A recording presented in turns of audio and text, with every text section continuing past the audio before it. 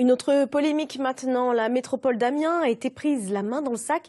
Nos confrères du Courrier Picard ont eu accès à une vidéo où l'on voit une équipe d'éboueurs mélanger les ordures ménagères et les sacs de tri.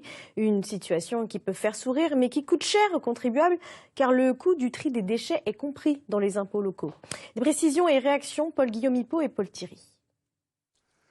La scène est filmée par un riverain. Sur la vidéo, on voit clairement deux éboueurs mélanger ordures ménagères et déchets recyclables. Dans ce camion, ce ne devrait pas être le cas. Alors dans les rues d'Amiens, certains habitants affichent un peu de déception. Je l'ai déjà constaté aussi, quand des sacs jaunes traînent en général. C'est un petit peu dommage que le citoyen lambda fasse ce qu'il peut, c'est-à-dire trier le papier, le verre, séparer tout ce qui peut être mis dans un compost et puis d'un autre côté qu'après tout soit mélangé. Je trouve ça un petit peu dommage. Selon des riverains, la pratique ne date pas d'hier. Cet élu d'opposition fait le même constat.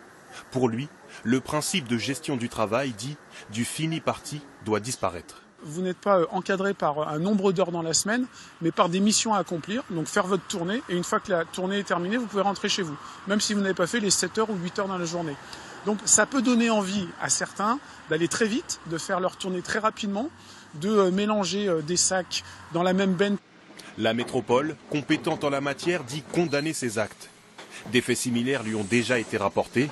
Elle rappelle qu'ils sont isolés et que le tri est bel et bien effectué. D'un point de vue visuel, ça casse un petit peu le message que l'on martèle depuis des années vis-à-vis des habitants.